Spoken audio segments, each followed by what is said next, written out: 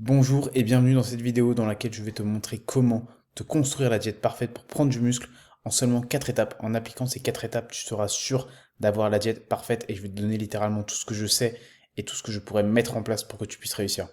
En premier lieu, donc tout d'abord, on va voir les 4 étapes pour construire ta diète et les erreurs à ne pas commettre évidemment. Donc à la fin de cette vidéo, vous saurez exactement comment construire votre diète avec les macronutriments, le choix des aliments ainsi que les quantités. Tout d'abord, je vais me présenter rapidement.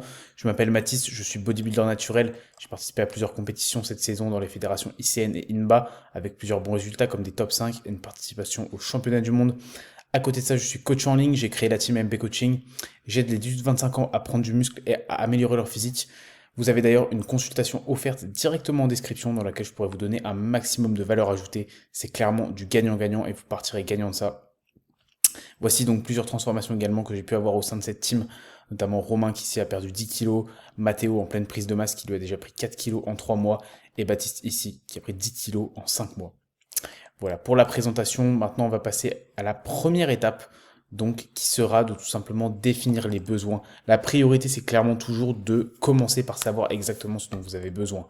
Donc première chose, trouvez votre maintenance calorique. Comment faire pour trouver sa maintenance calorique? Il y a clairement plusieurs moyens pour réussir à faire ça. Tout d'abord, avec les calculateurs de maintenance, vous en avez plein de disponibles sur Internet. Vous avez juste à rentrer votre taille, votre poids, votre âge et tout simplement votre activité. Et ça va vous donner à peu près une fourchette. Vous pouvez utiliser cette fourchette.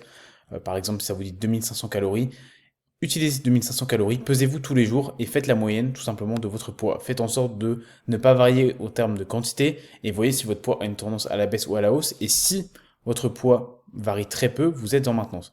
C'est ça qu'il faut retenir. Si le poids ne bouge pas, c'est votre maintenance. Il faut savoir une chose, c'est que votre maintenance, elle va bouger au fur et à mesure de votre prise de masse. Elle va monter. C'est d'ailleurs pour ça que vos calories vont monter. Parce que la maintenance, elle est évolutive. Et quand vous allez être en déficit, forcément, elle va descendre. C'est important d'avoir ça en tête. La maintenance d'un jour ne sera pas celle du lendemain. Ce que vous devez également faire, donc, ça va être ajouter 200 à 300 calories à ce total. Le but, ça va être d'être en léger surplus, hein. Pas d'être dans un surplus trop élevé. Ça ne sert pas forcément à grand chose et vous allez juste faire du gras. Par exemple, si vous avez 2500 calories de maintenance, surplus autour des 2800 calories, vous serez dans une bonne fourchette de surplus.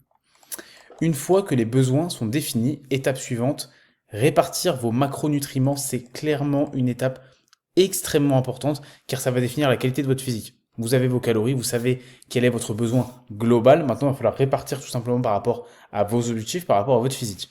Donc, comment choisir ces macronutriments? Comment les répartir? Donc, évidemment, vous connaissez les macros. Vous avez les protéines, les lipides et les glucides. Donc, les protéines, c'est les briques qui permettent de reconstruire vos muscles, hein. C'est clairement le macronutriment primordial. Les lipides, c'est ce qui va plus jouer sur la partie hormonale. Et les glucides, c'est votre source principale d'énergie. Donc tout d'abord, il va falloir définir en priorité les protéines. C'est les protéines qui vont venir en premier, ensuite vous définirez vos lipides, et ensuite, je me suis trompé, j'ai mis en deuxième, non, c'était en dernier. Donc deuxième pour les lipides, en dernier pour les glucides. Pourquoi? Tout simplement parce que c'est en définissant les protéines puis les lipides que vous allez avoir les calories restantes pour les glucides. D'abord les protéines, donc entre 2 et 3 grammes par kilo de poids de corps. Certains vont dire que c'est élevé.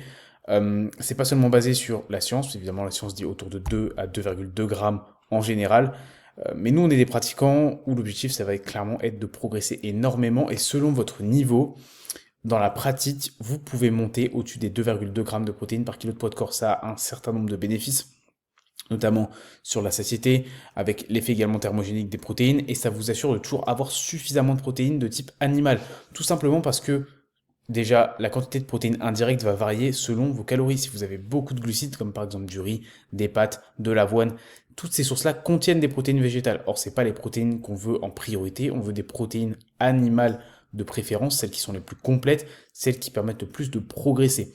Donc, c'est pas grave de monter votre total en protéines en conséquence pour vous adapter. Et aussi, ça va dépendre de votre body fat, parce qu'on parle de kilos de poids de corps, mais évidemment, si vous êtes très gras, c'est pas pareil que quelqu'un de très lean avec une masse musculaire très développée.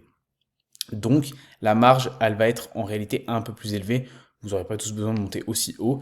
Mais gardez en tête qu'il vaut mieux avoir un peu plus que pas assez. Tout simplement pour que votre corps soit sûr de récupérer. Donc, essayez de définir ça en priorité. Une fois que ce sera défini, vous allez définir votre total en lipides, qui va être généralement de 0,5 à 1 gramme. Là aussi, vous entendez souvent qu'il faut à tout prix manger 1 gramme. Ce n'est pas vrai. Vous n'allez pas être en carence hormonale si vous mangez moins d'1 gramme de lipides par kilo de poids de corps. Et tout simplement, cette fourchette est généralement la meilleure. C'est à adapter aussi en fonction de vos préférences. Tout simplement, des personnes vont préférer avoir un peu moins de lipides pour avoir un peu plus de glucides et plus d'énergie. Ça dépend aussi si vous sortez d'une longue sèche, que votre testostérone est dans un bon état. Il y a un certain nombre de choses qui peuvent être à prendre en compte. Donc, restez dans cette fourchette, gardez ça en tête. Et pour les glucides, donc comme je vais définir en dernier, ça va être les calories qui vont rester, tout simplement. Si vous avez 2500, vous avez défini vos protéines, vos lipides, vous regardez combien de calories il reste, combien ça fait en glucides, sachant que 1 gramme de glucides, c'est 4 calories, 1 gramme de lipides, 9 calories, 1 gramme de protéines, 4 calories. À retenir. Donc juste vous multipliez le nombre de calories restantes et ça vous permettra d'avoir votre total en glucides. Ensuite, une fois que vous avez réparti vos macronutriments, troisième étape, choisir ces aliments. Maintenant, vous avez votre base, vous avez votre total calorique. Donc, il y a plusieurs grandes règles à respecter. Tout d'abord, choisir des aliments qui sont digestes. Votre digestion, c'est la priorité. Si vous mangez beaucoup et vous respectez vos calories, vos macros, mais que vous digérez mal, vous vous tirez une balle dans le pied. Donc, il faut avoir des aliments digestes. Également, privilégier en grande partie les aliments bruts, de préférence. Ça ne veut pas dire que vous ne pouvez pas manger d'aliments transformés, mais évidemment, les aliments bruts, dans la plupart des cas, seront plus intéressants. Et en termes de micronutriments, en termes de qualité des macronutriments également. Privilégiez également les aliments riches en micronutriments. Dans la plupart des cas, ça va vous éviter de devoir trop vous complémenter, c'est important de se complémenter aussi, mais d'avoir une alimentation qui ne soit pas pauvre. Également, manger des choses que vous aimez. Ne vous forcez pas à manger des aliments que vous détestez. Voilà, essayez quand même de prendre du plaisir, c'est important. Et donc de choisir des aliments, certes, en priorité brut évidemment, mais je pense que vous aimez forcément des aliments bruts. Donc choisissez par exemple les légumes, les viandes ou les fruits que vous aimez, si ceux-ci rentrent évidemment dans votre diète. Il n'y a pas d'aliments interdits, tout est une question de quantité, gardez aussi toujours ça en tête. Euh, Tout est vraiment dans la dose, c'est la dose qui fait le poison. Si vous avez envie de certaines choses qui sont un peu plus transformées et qui peuvent paraître moins clean, elles ne vont pas changer votre physique à partir du moment où vous respectez les deux principes précédents qui sont vos macronutriments et votre total calorique. Évidemment, ça ne veut pas dire qu'il faut manger 2500 calories de fast-food. Ça veut dire que si vous mangez un fast-food mais que vous le rentrez dans vos calories, c'est la priorité. Gardez en tête que c'est un ordre de priorité. Ensuite, liste non exhaustive d'aliments que vous pouvez avoir, que vous pouvez screen éventuellement si ça vous intéresse. J'ai réparti donc protéines, lipides, glucides. J'ai mis également de ne pas oublier les légumes. Ça va avec les glucides en vrai, mais je les mets un petit peu à part.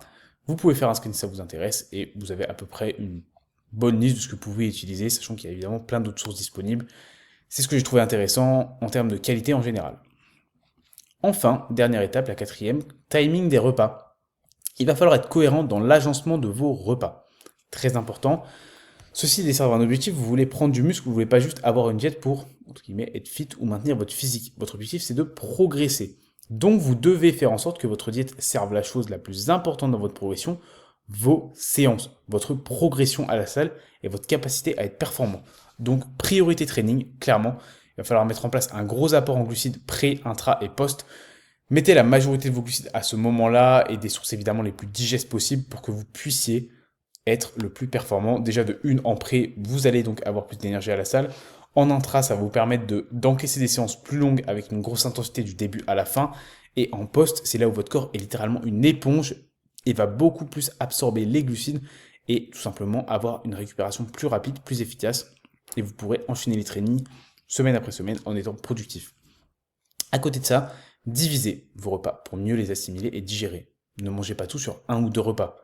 Évidemment, il y a une mode là-dessus avec le OMAD. Ne faites surtout pas ça. Entre 4 et 6 repas, c'est très bien. Ça va vous permettre de mieux assimiler vos protéines. Surtout quand vous avez un total en protéines élevé, ça va être notre cas. Donc, si vous mangez vos protéines sur 2 repas, votre digestion va être flinguée. À côté de ça, vous pouvez également dissocier jour d'entraînement et de repos. C'est quelque chose que je conseille. Tout simplement en ayant un peu plus de calories en jour d'entraînement et donc particulièrement en glucides. Augmentez vos glucides en jour d'entraînement, vous en avez plus besoin. Ce serait pas forcément logique d'avoir autant de glucides en jour de repos où vous ne vous entraînez pas. Et monter un peu vos lipides en jour de repos peut aussi être bien, tout simplement pour avoir une moyenne de lipides un peu plus haute sur la semaine, sans pour autant avoir des calories trop hautes en jour d'entraînement. Voici un exemple de diète qui est, comme tout à l'heure, non exhaustif, que vous pouvez screen si ça vous intéresse d'avoir un exemple de modèle de structure que vous pouvez appliquer. Évidemment, c'est adaptable et modifiable encore une fois. C'est juste pour que vous puissiez voir à peu près à quoi peuvent ressembler des repas, quelle quantité, quels aliments, etc. En essayant de placer régulièrement des fruits, des légumes, des sources de glucides, de protéines, de lipides de qualité et tout simplement de prioriser votre entraînement. tu es actuellement bloqué dans ta progression et que tu veux réussir à prendre plus de muscles, je peux clairement t'aider. Je l'ai fait avec plusieurs personnes, comme tu peux le voir ici, avec Romain, Mathéo, Baptiste ou encore Louis, des personnes qui ont clairement transformé leur physique et transformé leur vie. Mon objectif, ça va être clairement de t'aider. Et si jamais tu as des blocages aujourd'hui, tu as une consultation offerte dans la description. Cette consultation n'oblige en rien à prendre du coaching, c'est gagnant-gagnant. Je peux te présenter ma façon de travailler, mais je vais aussi te présenter une roadmap adaptée à toi, avec plein de conseils adaptés également aux problématiques que tu as actuellement. On fera une analyse de tes problématiques et je te présenterai un plan d'action précis qui répondra clairement à tes blocages. Donc n'hésite pas à réserver via mon calendrier directement. Le lien, comme je te l'ai dit, est dans la description et sera également en commentaire de cette vidéo. Tu peux également me contacter sur Instagram si tu as envie d'en discuter en amont. Sur ce, je vous remercie d'avoir regardé cette vidéo et on se dit à très vite.